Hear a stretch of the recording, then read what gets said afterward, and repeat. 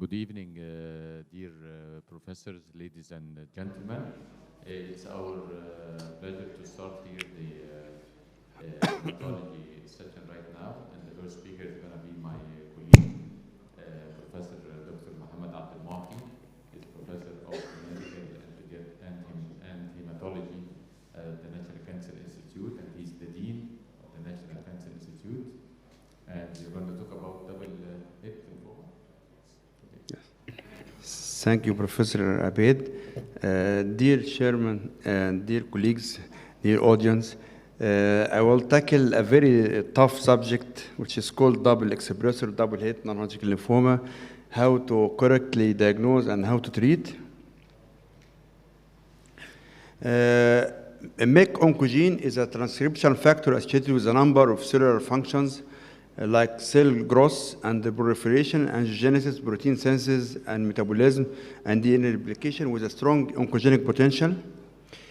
The rearrangement of this oncogene MEK involves translocation 814, which is a hallmark of Burkitt lymphoma present in almost all cases, and is considered primary genetic event and the sole chromosomal abnormality in Burkitt lymphoma. It's also present, according to literature, in 4 to 14% of double-hit lymphoma, and the partner of MEK gene in Burkitt lymphoma, the partner is always immunoglobulin gene in almost all cases.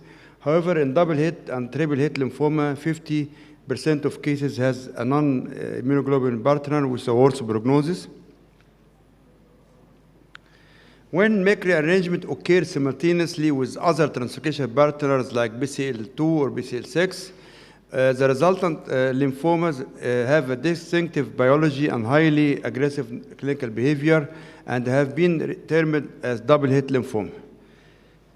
First of all, we have to differentiate between what's called double expressor and double-hit or triple-hit lymphoma. Double expressor lymphoma is high-grade B-cell lymphoma with overexpression of c-MEK oncogene and BCL2, which is a regulator of apoptosis.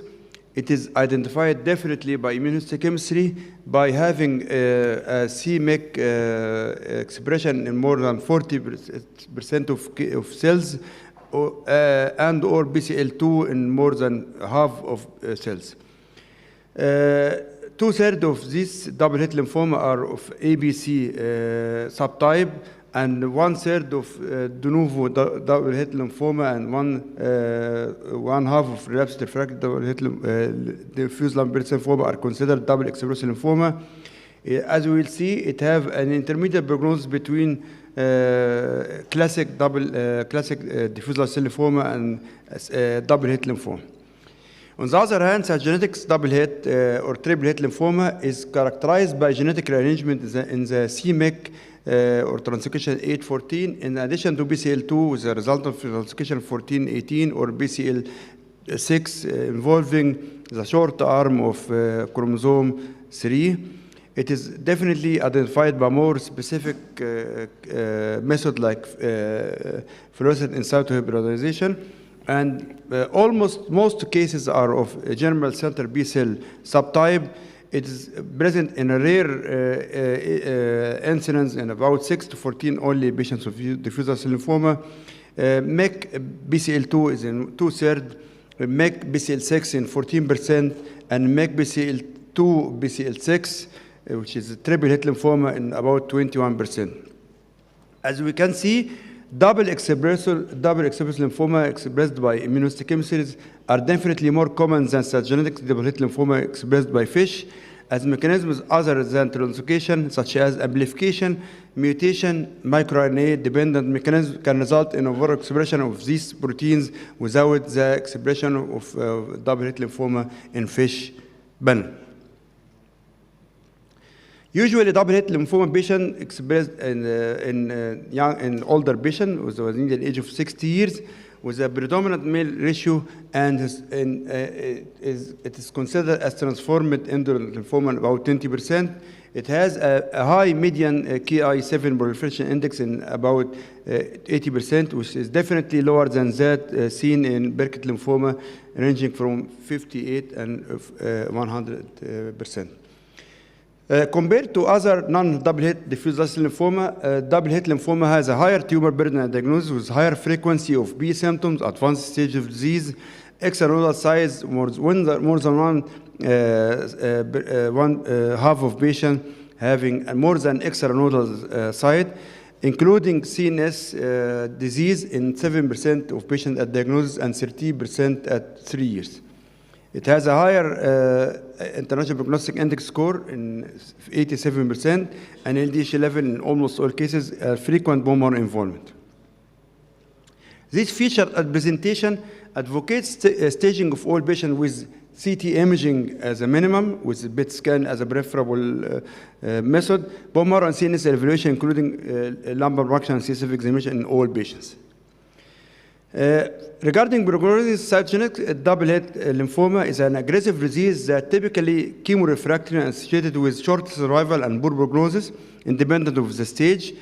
Double-hit BCL6 is more aggressive, and double-hit and triple-hit has similar overall survival. On the other hand, double expressor has an inferior overall survival compared with non-expressing gene cases, but is not as poor as cytogenetic double-hit lymphoma, so it has an intermediate outcome between double-hit and classic diffuse large cell lymphoma.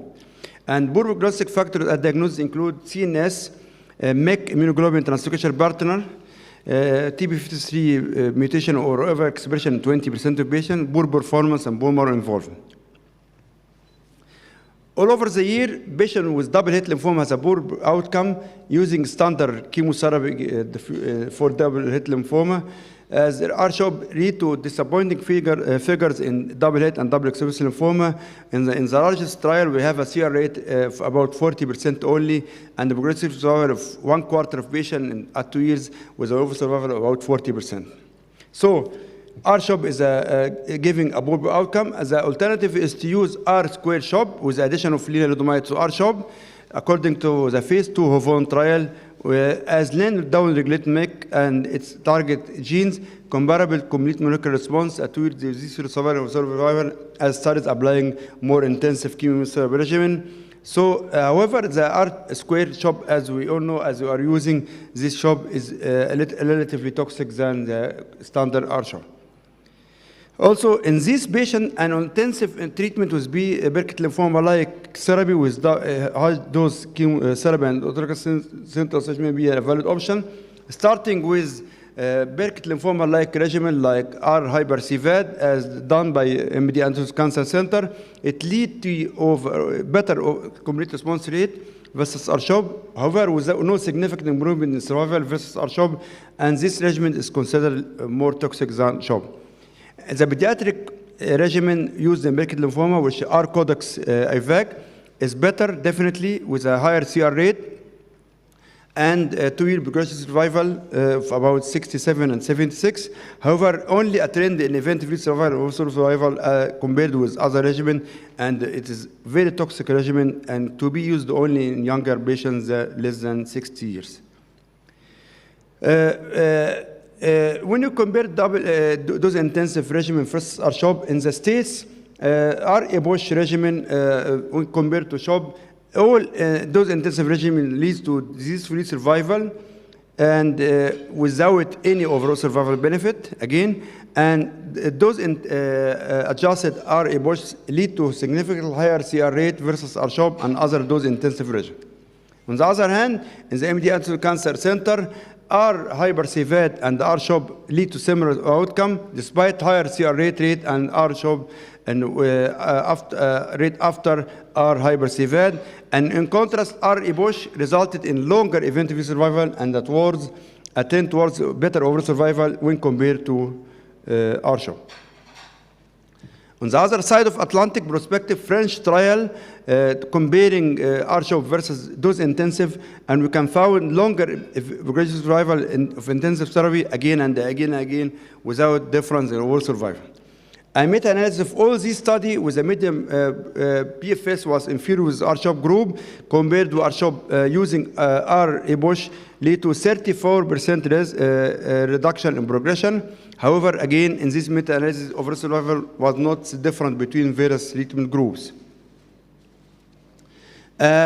Of course, to choose treatment, we are Bush in treat double hit diffuse lymphoma microarrangement.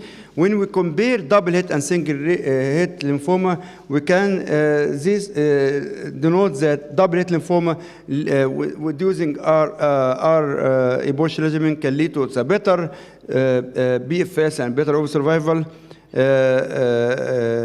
better than single hit lymphoma.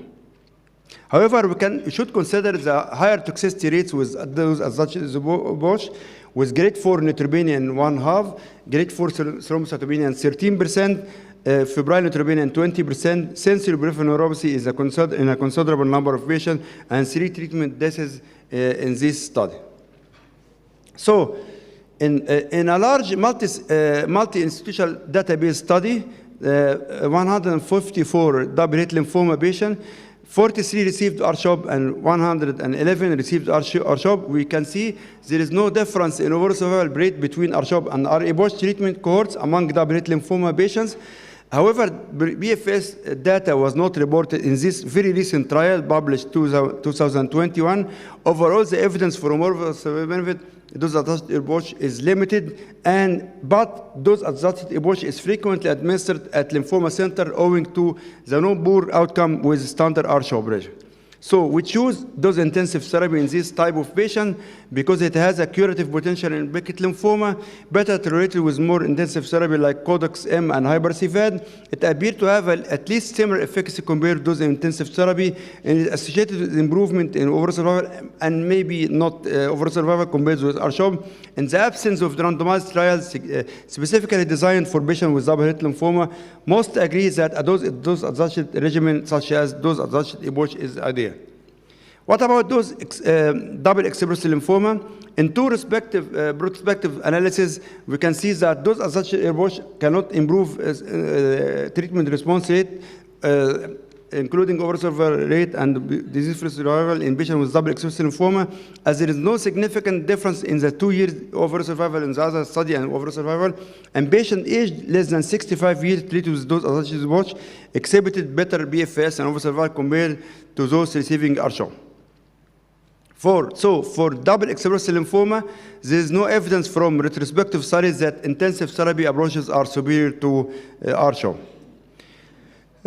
So R-CHOP may be equivalent to those R-Bush. In an alliance trial, when we can compare all cases of double-hit lymphoma, there is no significant difference in BFS and overall survival. And when we include only patients with double-hit lymphoma, there is no difference by treatment arm, though this subject was insufficient size for statistical significance. However, in the basis of encouraging phase 2 trials with R-Bush, in patients with double-hit lymphoma compared with historical R-CHOP data, the results of alliance trial should not discourage the use of dose adjusted R-Bush in this setting. What about CNS disease? The high incidence of CNS involvement in double-hit lymphoma diagnosis lead to poor prognosis. The median survival of about 6 months in this patient with involvement versus about 3 years in patient without involvement. So it supports the incorporation of CNS prophylaxis into the frontline therapy. And we can have 3 types of CNS directed therapy. We can give intrathecal methotrexate once per cycle, which is the preferred approach in most centers, or to include intensive induction incorporating high-dose methotrexate and high-dose RC, or to use 2 cycles of systemic chemotherapy and combination of chemotherapy not incorporating high-dose methotrexate or high-dose RC.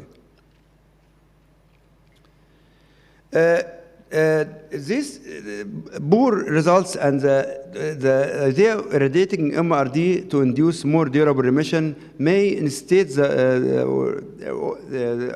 use of sensory transplant in severe CR, which was explored in a number of retrospective studies. As we can see in the MD Anderson Cancer Center series, when we compare stem cells versus non-stem cells, frontline transplant is not associated with a significant prolongation of survival.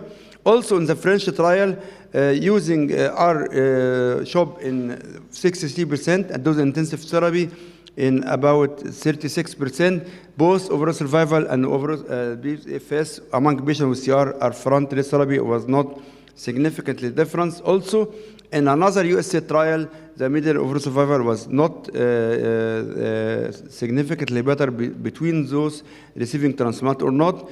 Again, in another trial, in patients receiving R-CHOP, there is no benefit of having a transplant in the first CR. So, in first CR, auto-transplant evidence does not support the role of stem cell in transplant. Allo-transplant is currently unsupported by data double-hit lymphoma. It is not recommended for CR patients.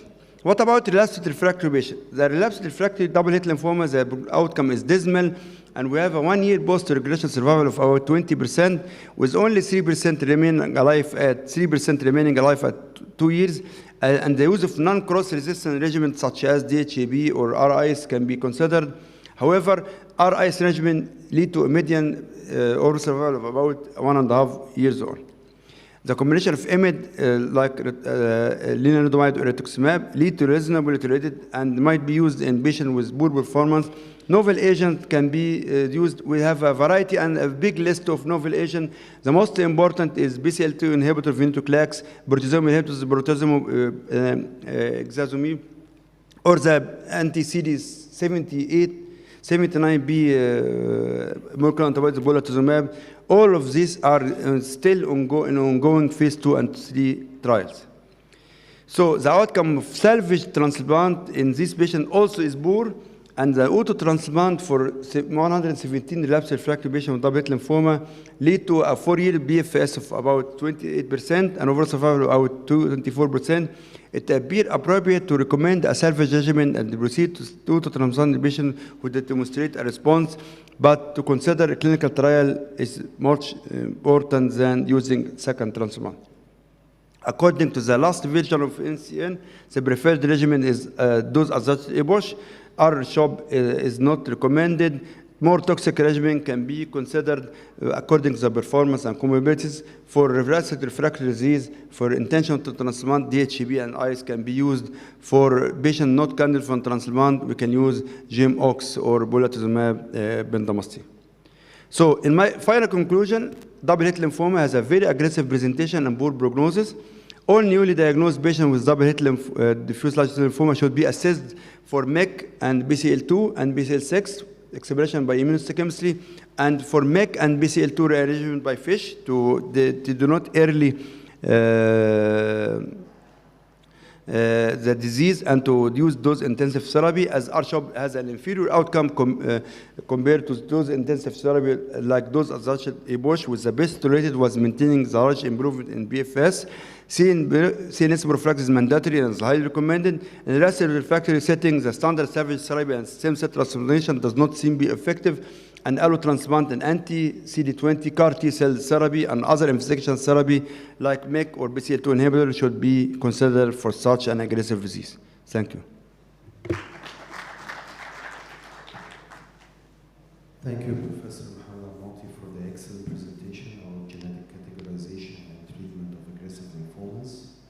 So I think that we have just 1 minute for questions after the session. So if anybody has any question for Professor Samra. So,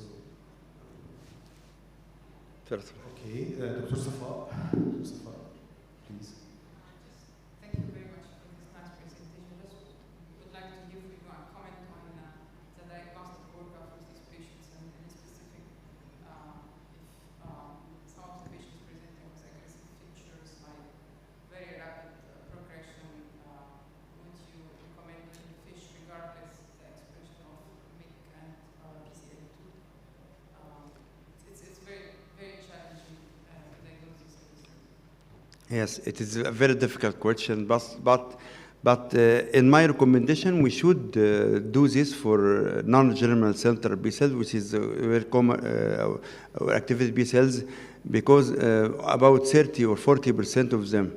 We cannot recommend it in non-germinal center because it is rarely present double-hit lymphoma. Also, we can consider it in very aggressive disease. However, the standard in research center to do in every case with diffuse lymphoma.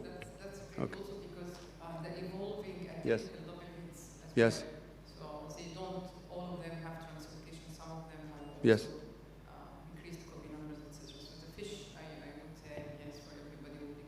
Yes.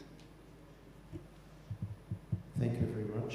Now I have the pleasure to introduce the eminent professor of medical oncology and clinical hematology, Professor Soraya Abdelhamid. She will be delivering a lecture named Chemotherapy-Free Management of CLL.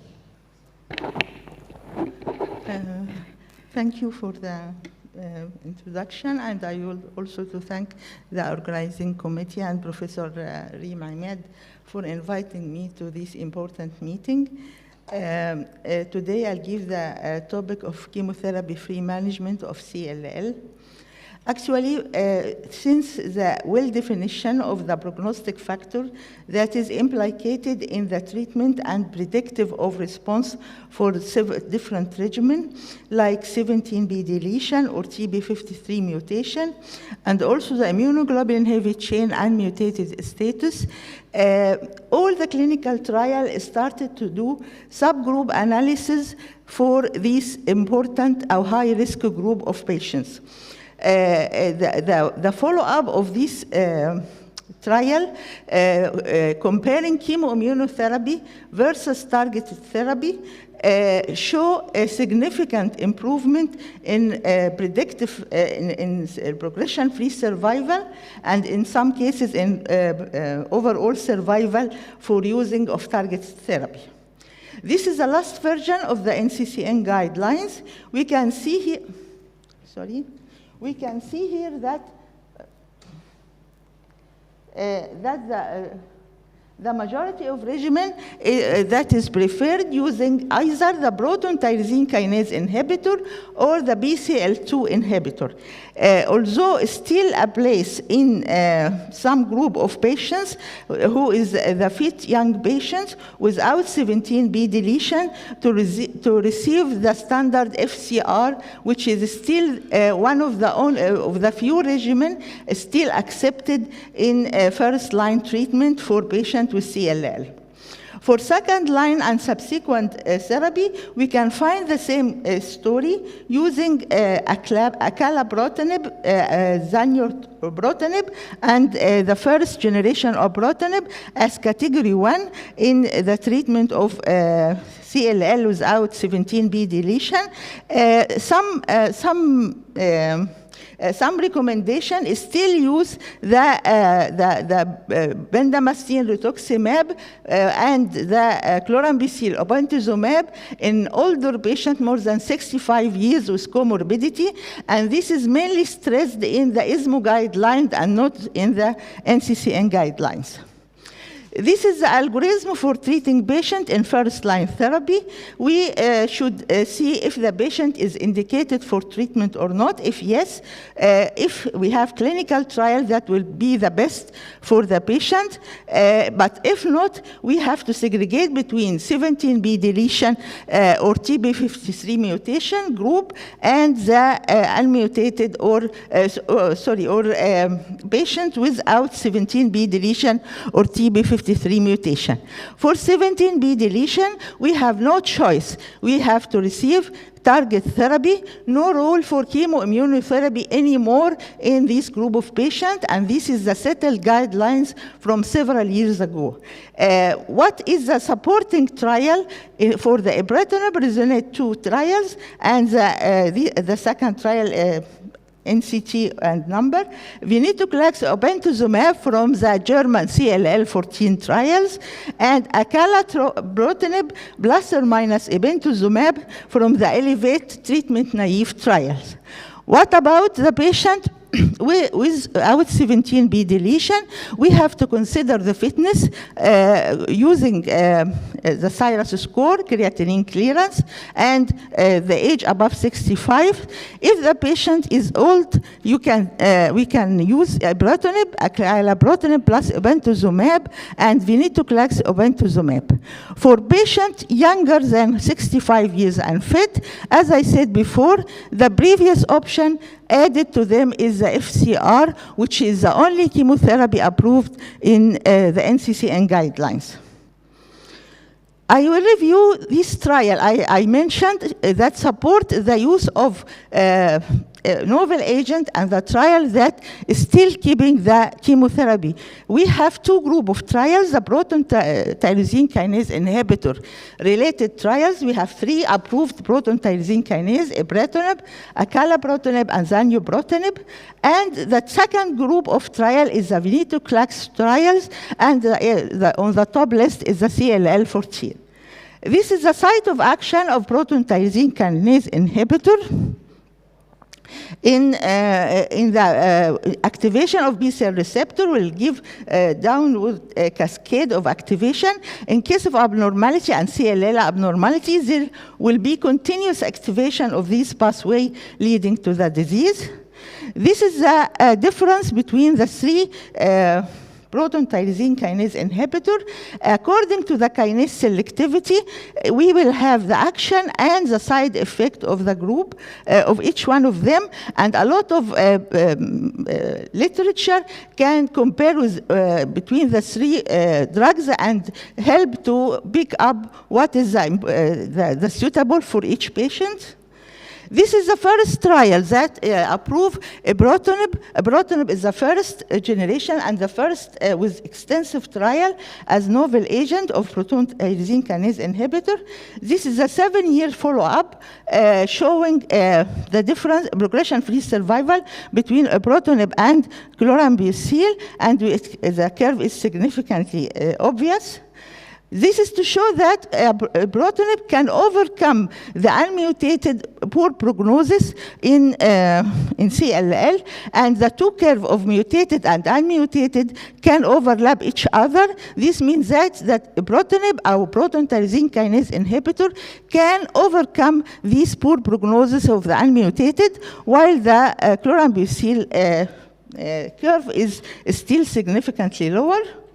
The second trial, which is one of the important trial, is that trial between treatment-naive ibrutinib rituximab versus FCR. And from this trial, the FCR keep its place in the first-line treatment in patient with young fit without 17B or TP53 mutation.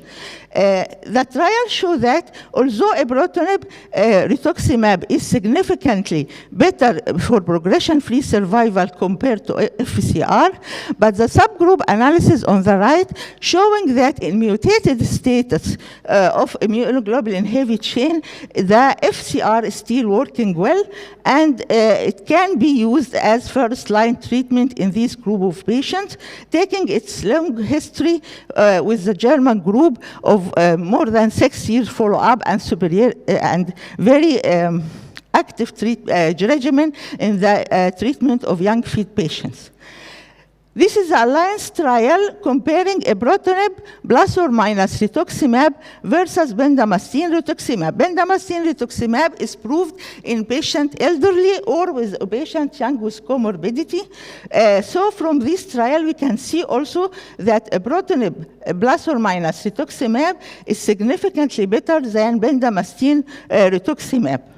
And from this trial, we can see on this curve on the right that 17B deletion, presence of 17B deletion, making it obsolete to use bendamustine rituximab because the curve is very lower and less significant than the curve of ibrutinib plus or minus rituximab.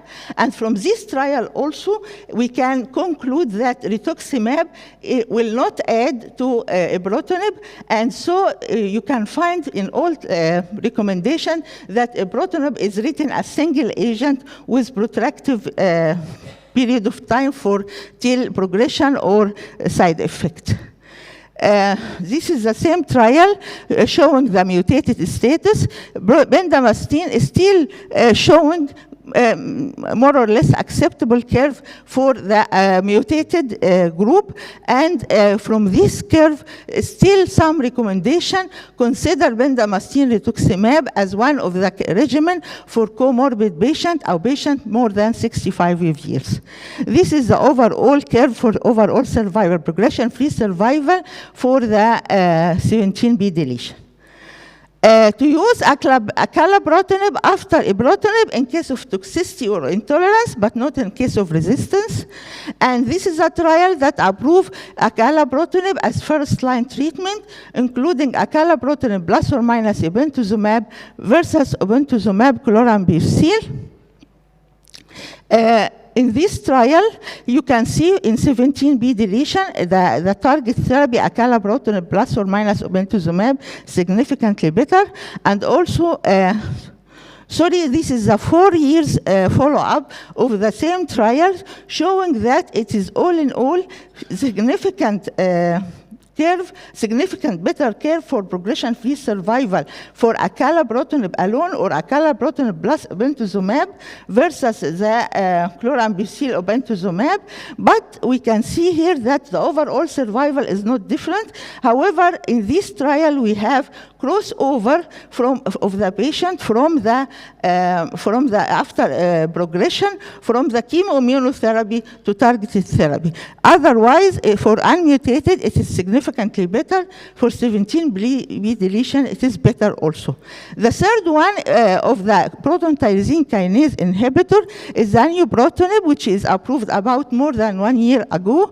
And here the trial comparing it with bendamustine rituximab in elderly patients, and we can see that zanubrutinib single agent is show better progression-free survival than the bendamustine rituximab.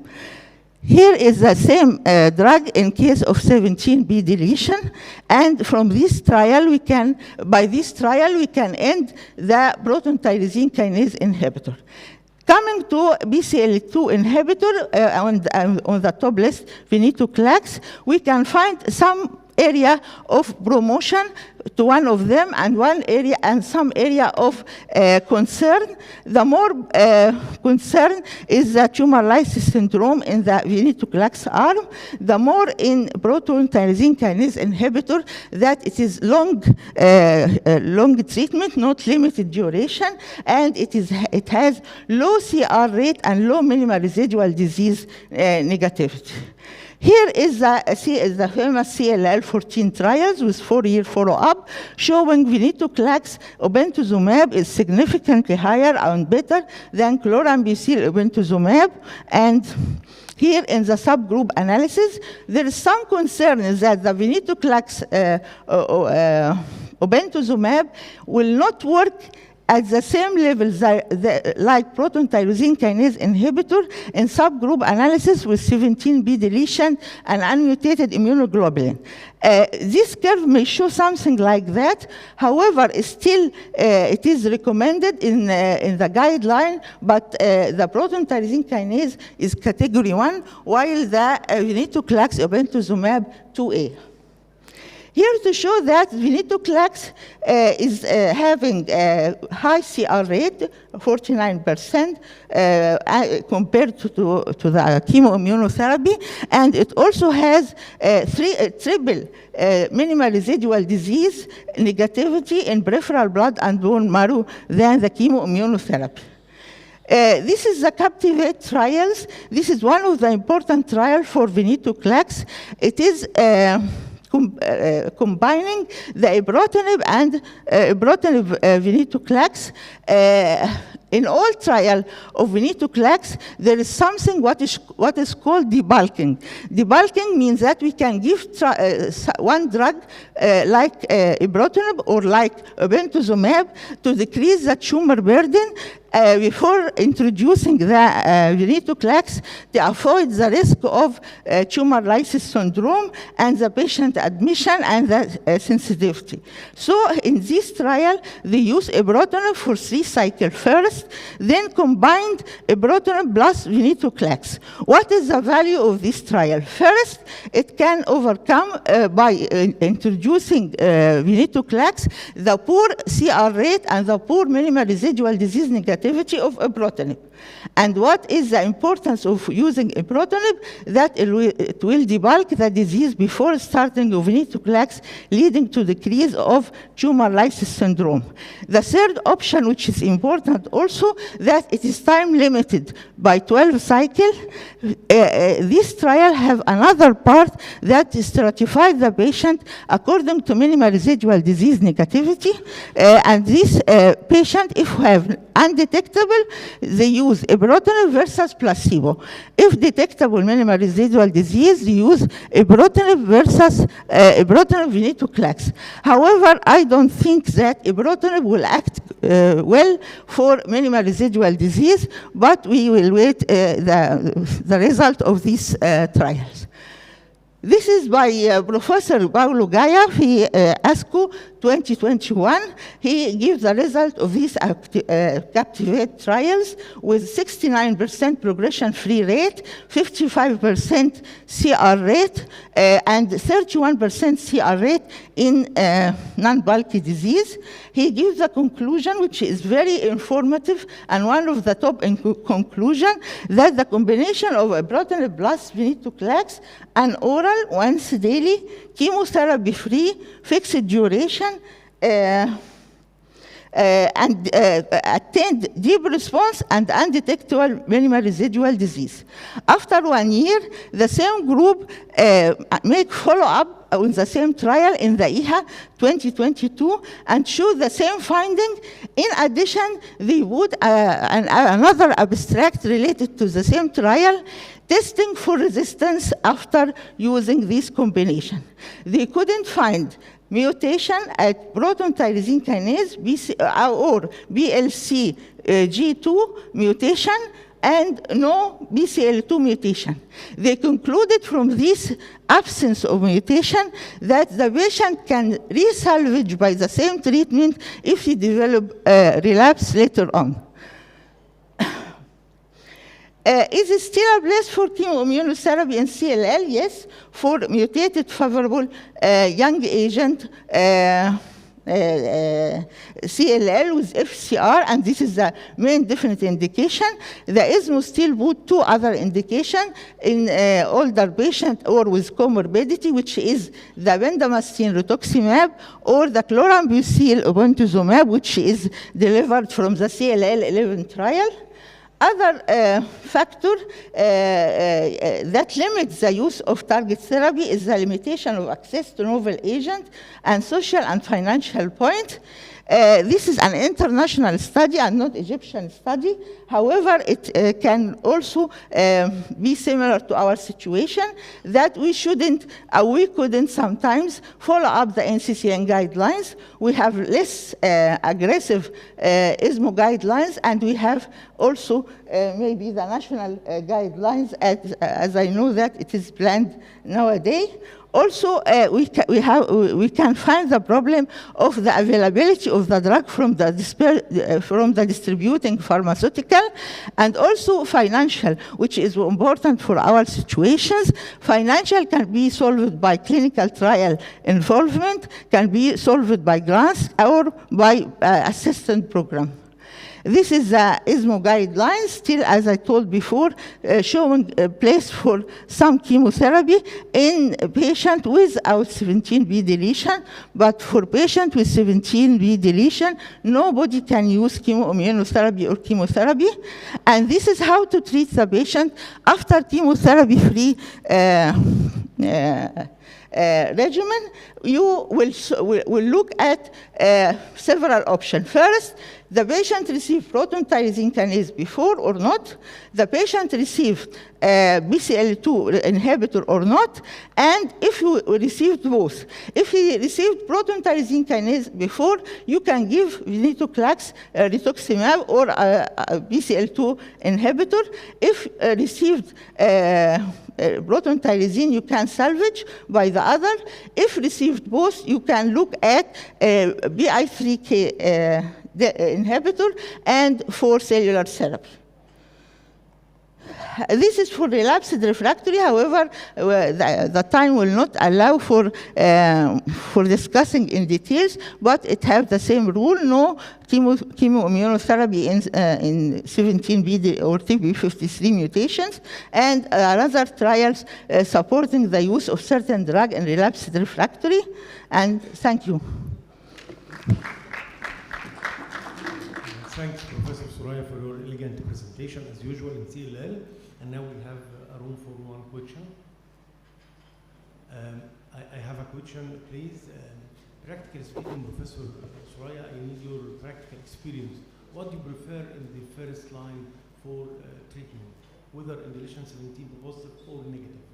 The fixed duration or indefinite duration of treatment? What do you prefer, practically speaking? Do you mean in the practical of our country? For your opinion, all of us will prefer the fixed duration for sure.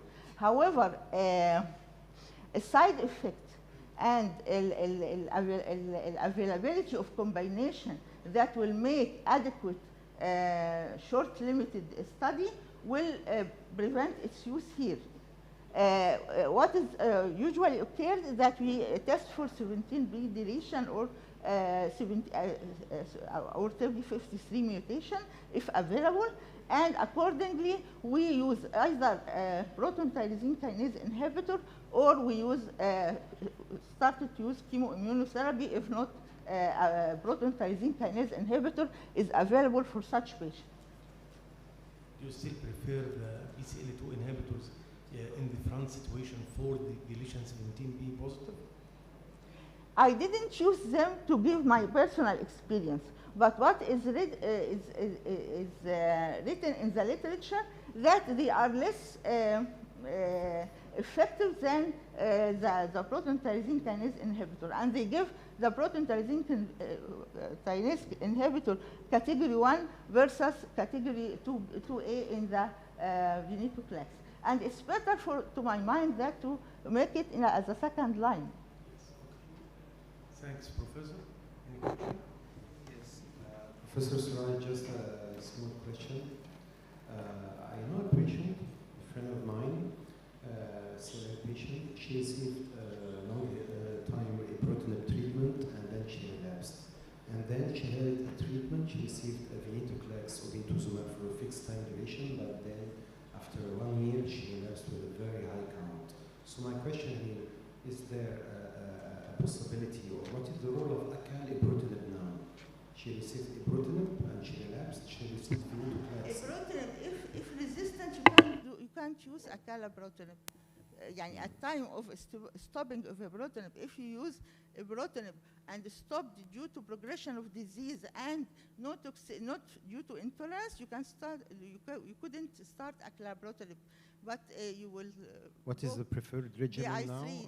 PI3K inhibitor PI3K or inhibitor? cellular therapy. Or cellular therapy. Thank you.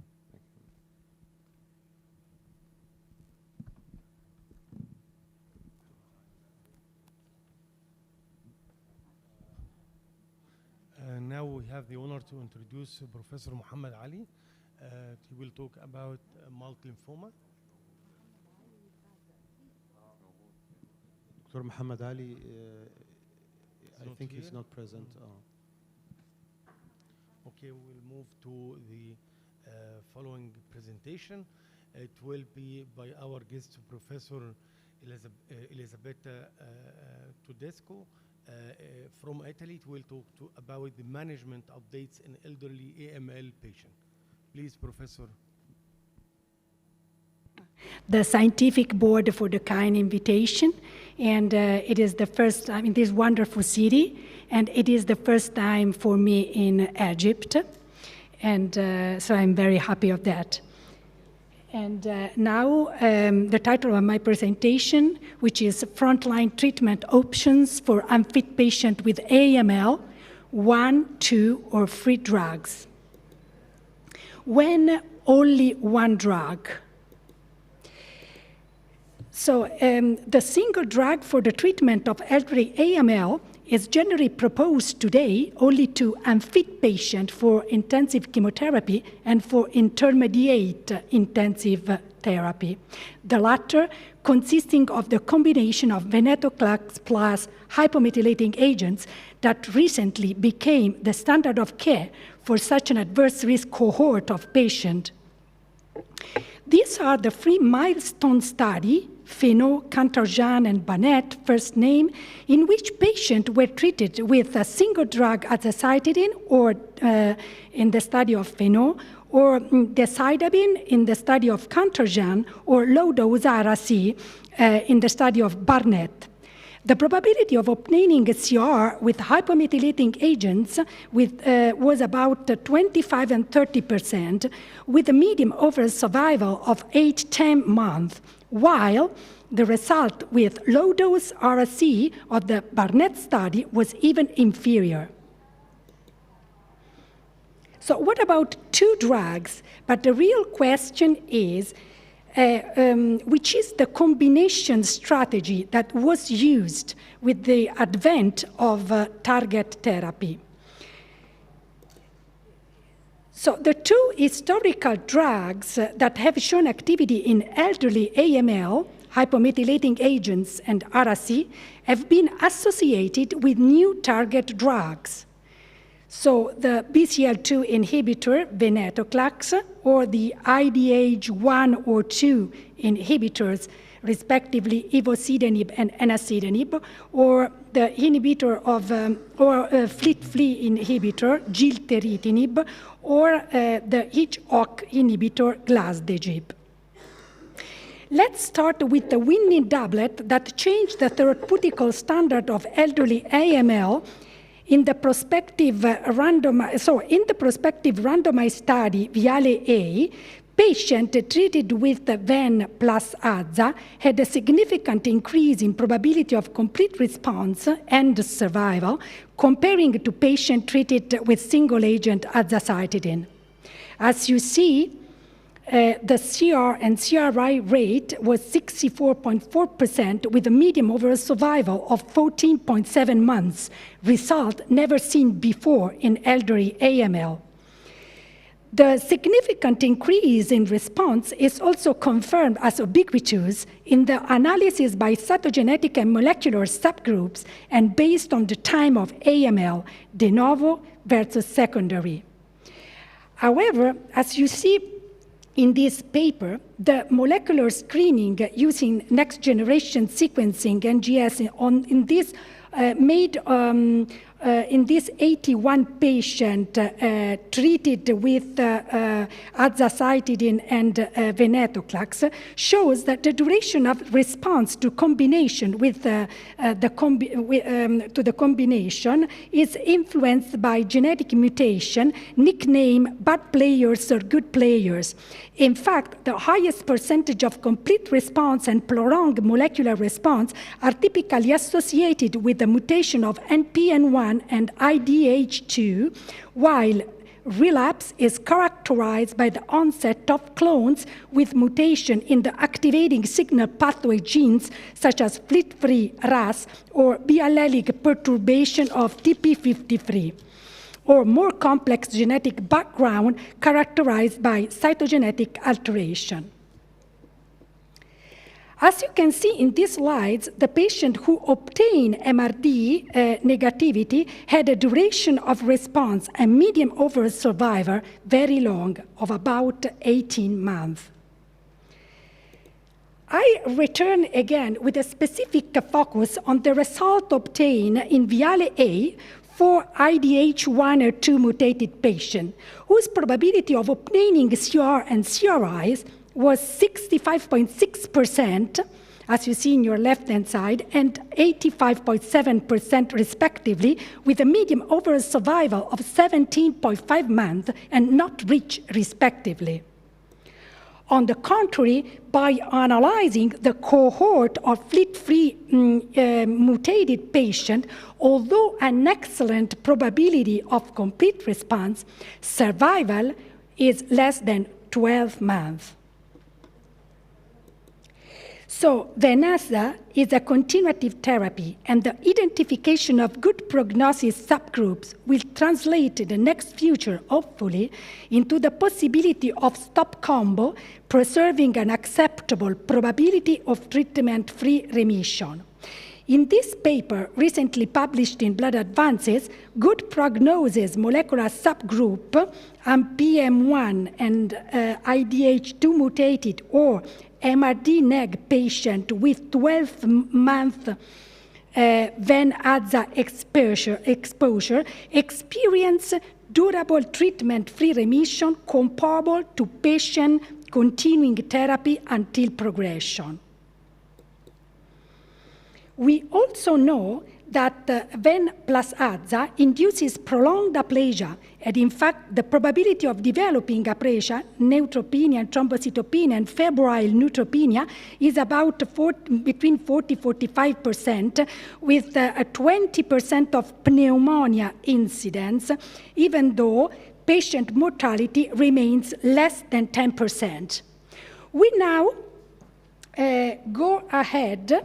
We move to the combinations, to the doublet, azacitidine plus ivosidenib, which is an inhibitor of IDH1 mutated patient, which was approved recently by FDA, and then now we will see it will become the standard of care for this molecular subgroup of patients.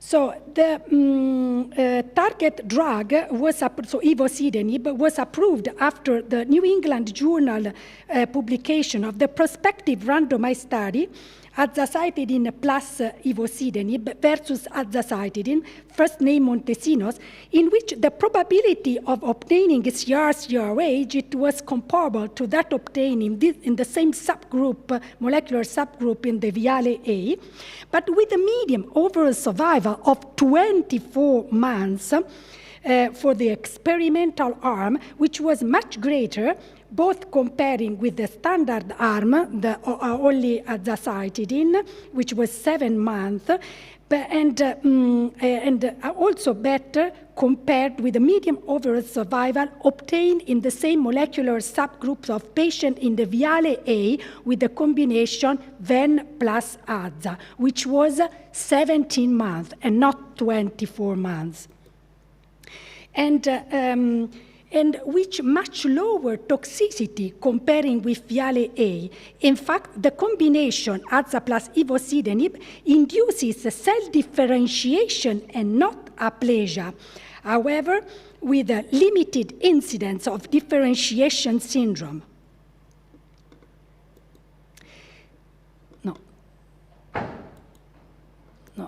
By contrast, the combination Aza plus enasidenib, which is the inhibitor of the AML IDH2 mutated, was not gave disappointing results, both in terms of survival, comparing with the control arm, even with a good chance of complete response.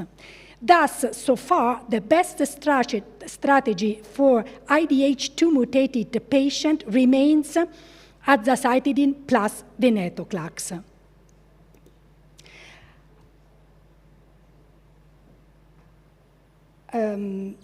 Another disappointing doublet was azacitidine plus gilteritinib, which is the FLT3 inhibitor.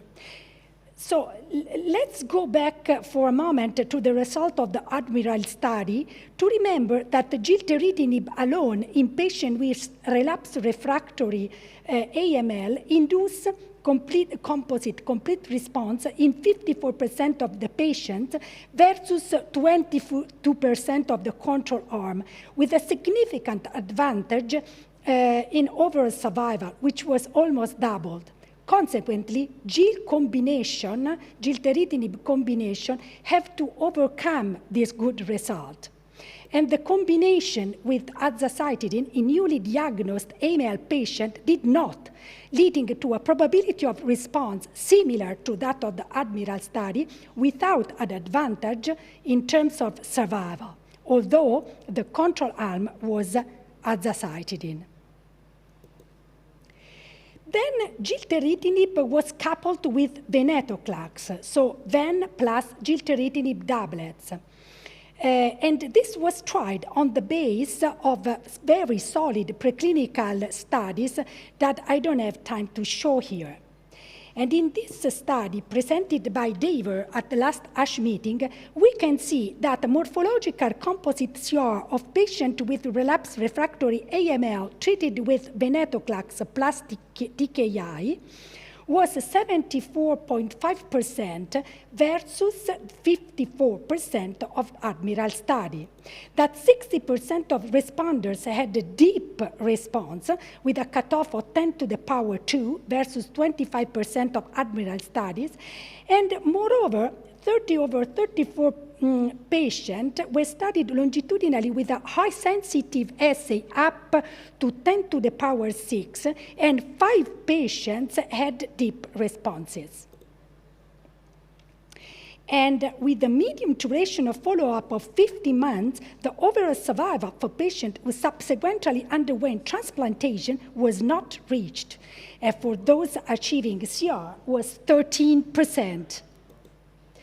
So now, the purpose of adding a third drug is mainly to prevent resistance and relapse, considering the poor prognosis of patients who relapse after Venaza.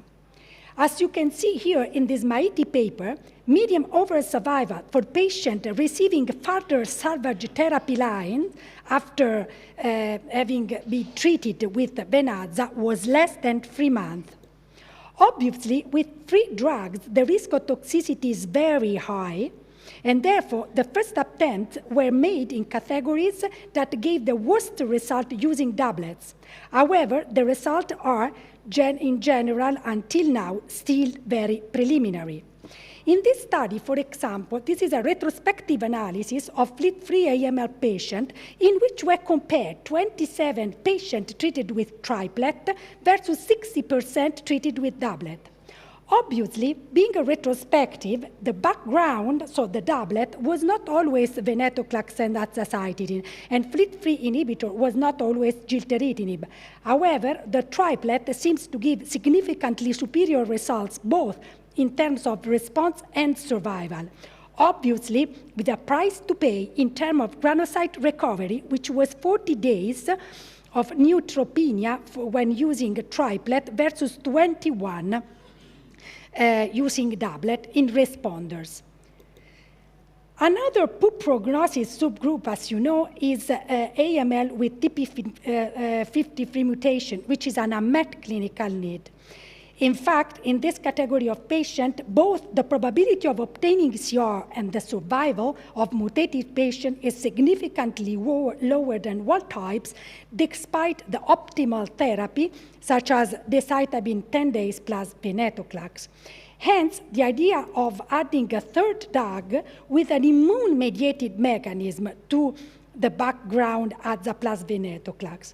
So immune-based approaches in AML are basically include two distinct therapeutical approach. So antibody conjugated antibody, which target specific leukemic antigens delivering bacterial and chemical toxins such as gemtuzumab or IMG and 632, and other approaching including harnessing T-cell against tumor blast by checkpoint, immune checkpoint, bispecific or CAR-T approaches. So this is the study presented at EHA last June, of the triplet or doublet, which use macrolizumab, which is an inhibitor of the CD47 SIRP-alpha axis, also known as do not eat me axis, which induces macrophage to engulf blast.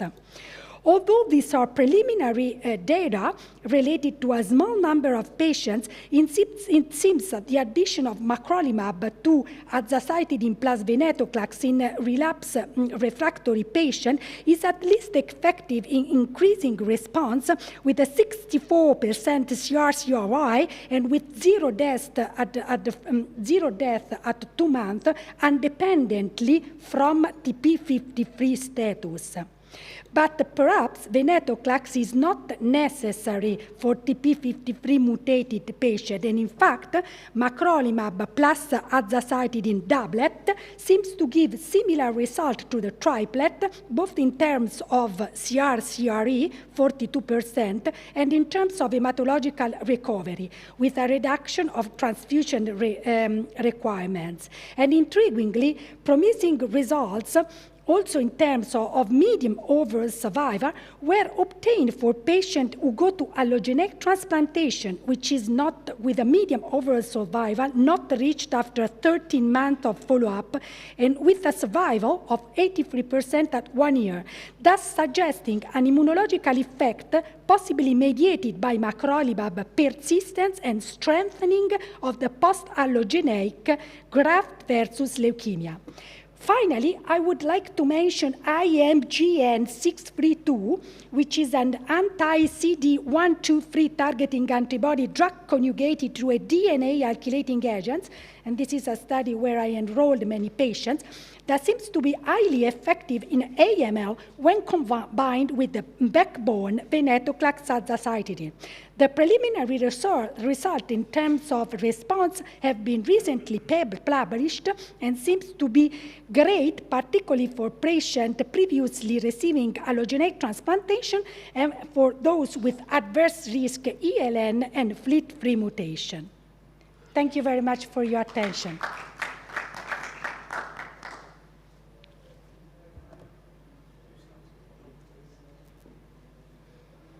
Thank you, Professor Tedesco, for this elegant presentation. Any questions from the audience?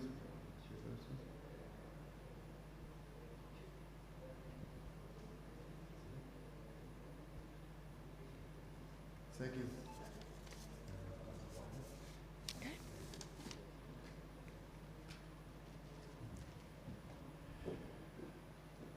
Next speaker is Professor Safa Ramadan. She's our colleague in the medical oncology department, working as a professor, and she also is a professor in the Cambridge University, London, I think. Discussing with us about recent updates in mantle cell lymphoma. Why it's not working? I don't need this. Okay, I use this one. Okay. So good evening, everyone. It's really a great pleasure to be with you today, and it's always a great pleasure to join my colleagues in different conferences.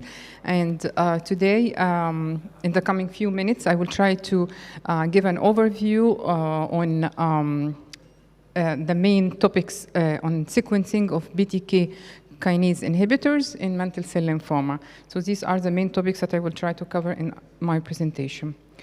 So BTK inhibitors are established second-line therapy in mantle cell lymphoma, and you can see here that in the latest and the most updated NCCN guidelines that all BTK inhibitors, acalabrutinib, ibrutinib plus minus rituximab, danubrutinib are listed as the preferred regimens as second-line therapy in mantle cell lymphoma, together with lenalidomide and rituximab, but this is in the case that BTK inhibitors are contraindicated. They still leave a certain list of drugs that can be used exactly like Dr. Soraya mentioned in certain circumstances. For example, if the patient didn't receive prior chemoimmune therapy, and these drugs are not available in some countries. So patients responding to BTK inhibitors and are fit are still candidates for consolidation allogeneic stem cell transplant, as you can see on the right side. Patients failing BTK inhibitors are very challenging, and today anti-CD19 CAR T-cell therapy is the best option, and we will go through some details of the studies supporting the use of these drugs. So what is the current status of regulatory approval for BTK inhibitors in mantle cell lymphoma?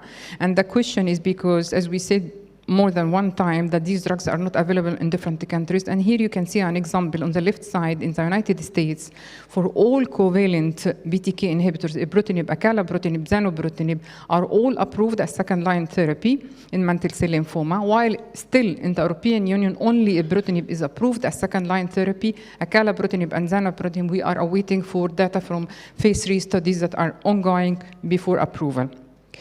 In regard to non-covalent, the reversible and the most recent class in this category, they are only available within the context of clinical trials, in particular bertobrutinib and nimtabrutinib.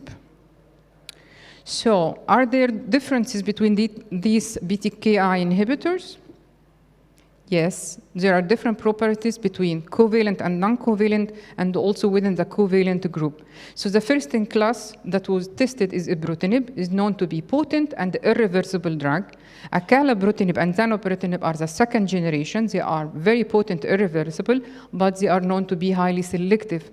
And you can now see in this kinase map, on the left side for ibrutinib, you can see that ibrutinib has more than target kinase in its mechanism of action. So it is less specific and has a lot of what we call off-target kinase inhibition. On the right side, you can see acalabrutinib and zanubrutinib, they are more selective and they have less off-target mechanism.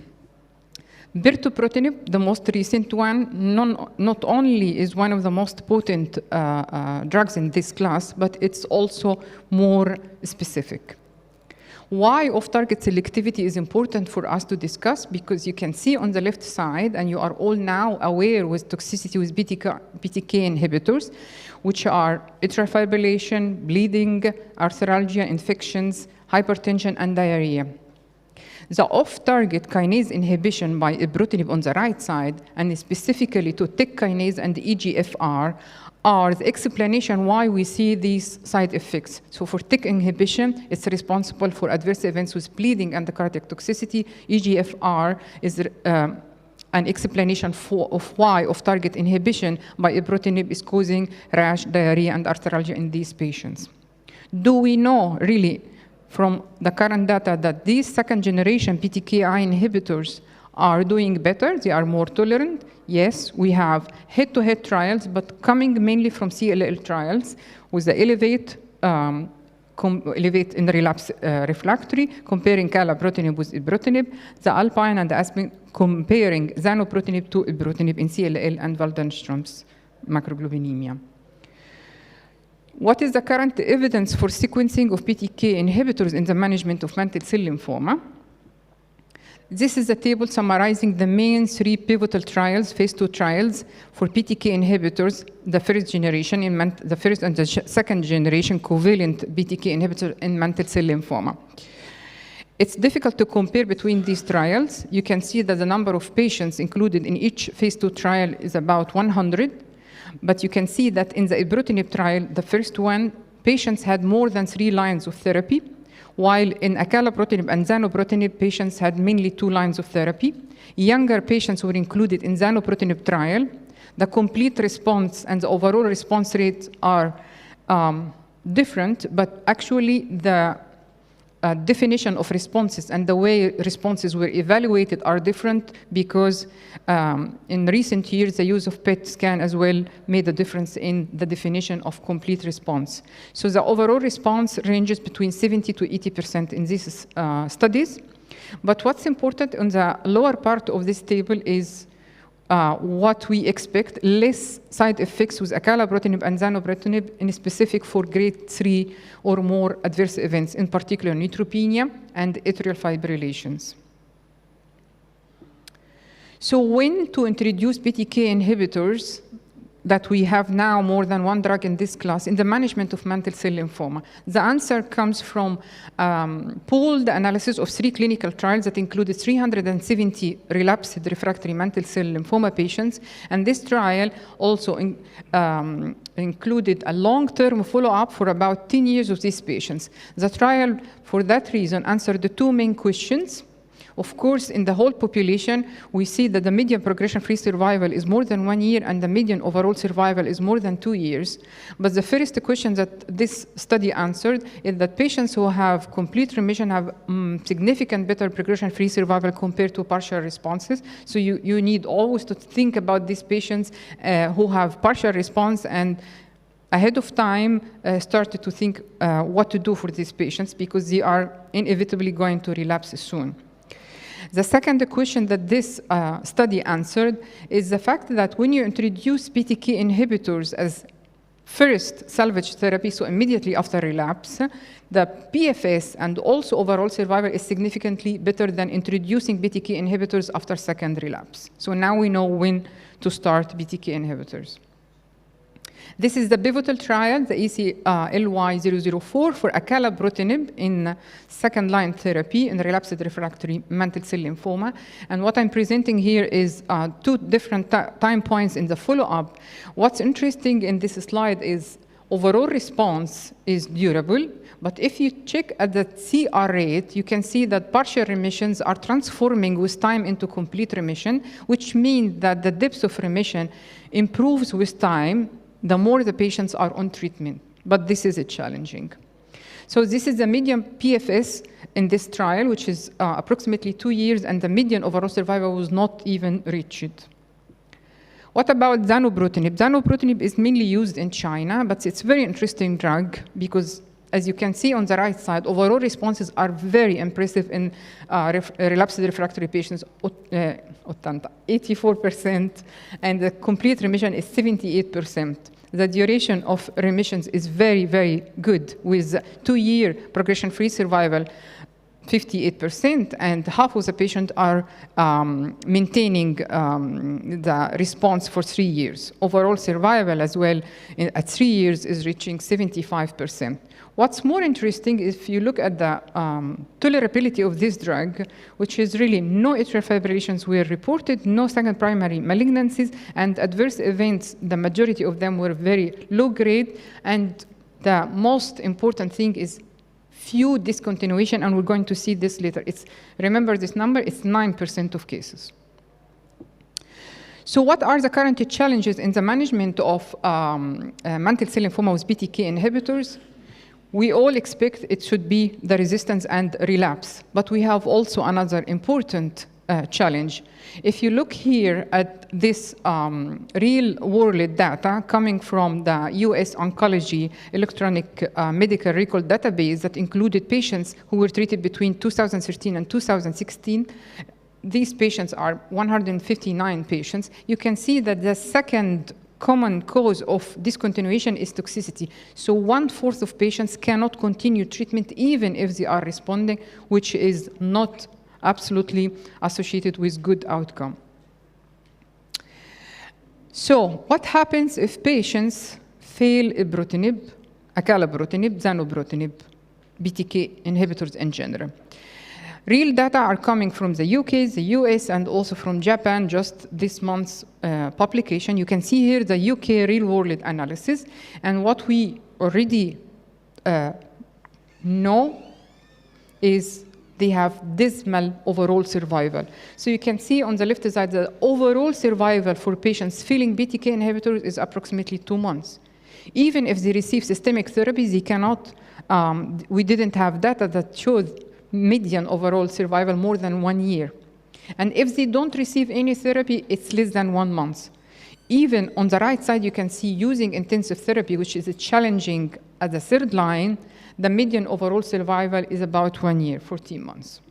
This is the Japanese data, and I find it very interesting. They also checked their database, and they found 247 patients who failed BTK inhibitors. Of them, only 55% could receive another subsequent therapy. Of these patients, the majority had infection as an adverse event, And among the patients who could receive a subsequent therapy, which are 137, median overall survival was 8.7 months, and without therapy, it's 2.3 months, as you can see in the graphs on the right side. The regimens that were used are mainly BENDA or RSC-based therapies. So what do we have today for these patients?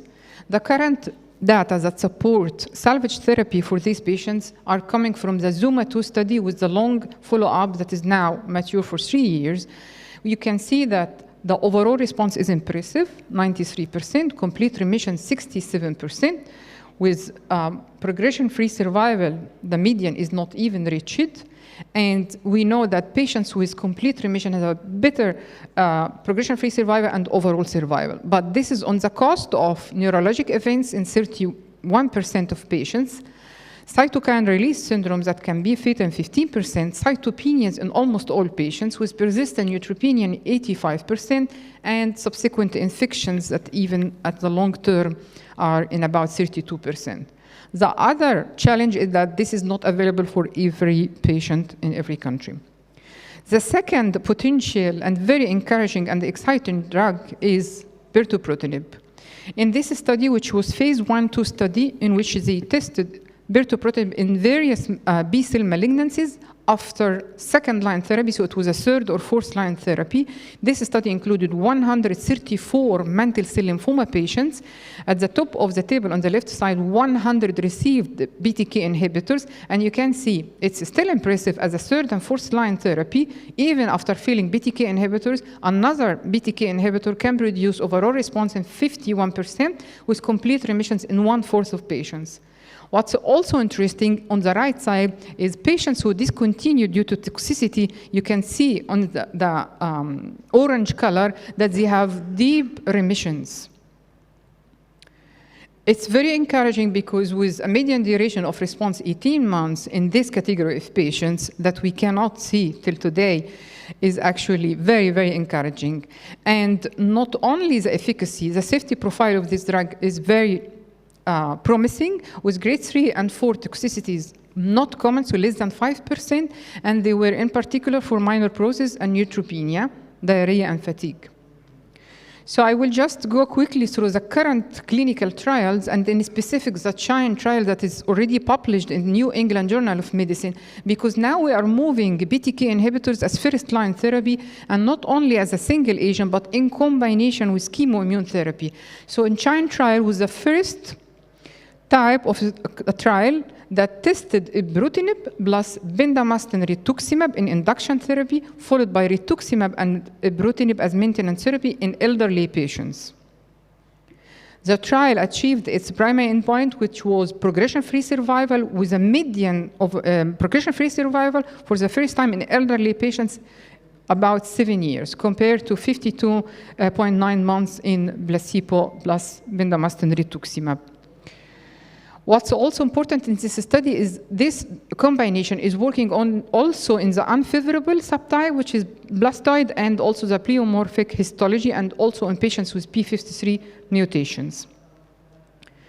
The replica of this study is undergoing with acalabrutinib that is tested also in older patients, acalabrutinib plus rituximab bendamustine induction, followed by maintenance acala and rituximab, and the results of this study will be coming probably mid next year.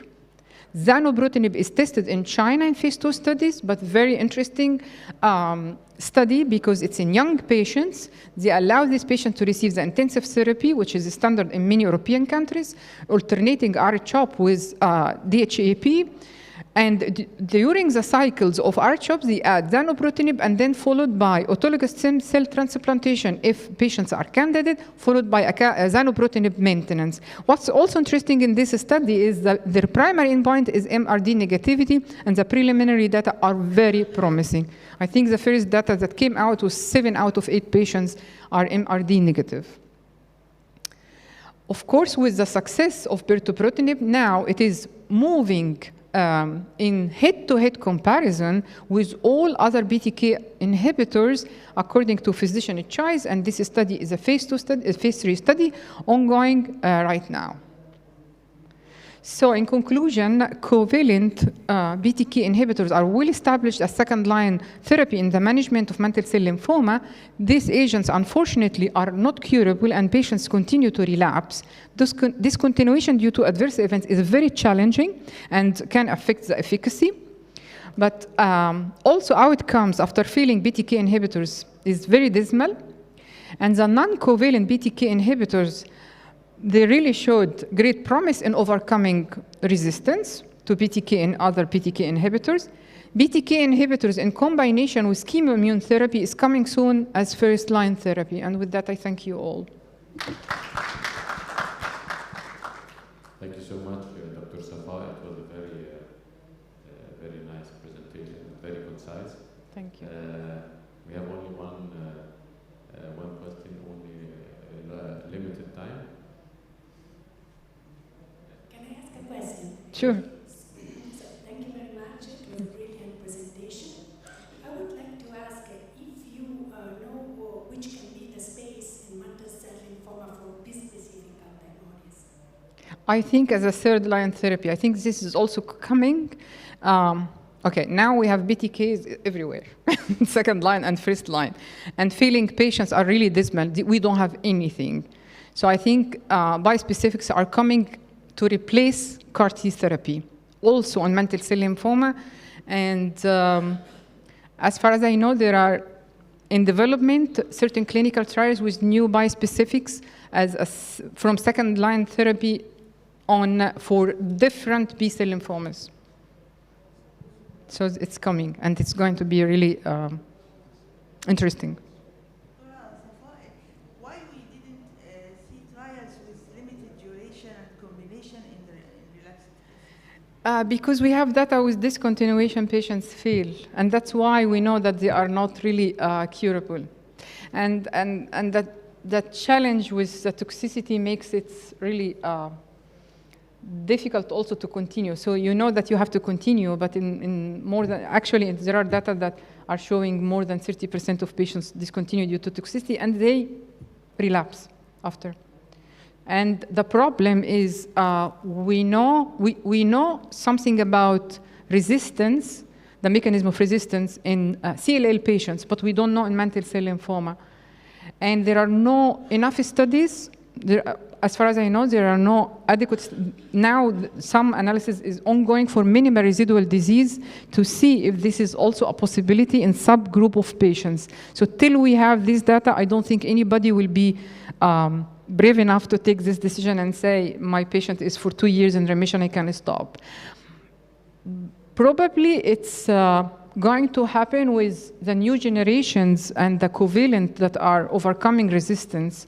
So if once we have options, I think having fixed duration is going to be also the way to test. Thank you so much, Dr. Safa. Right now we're going to terminate this session. Thank you so much for all the attendees.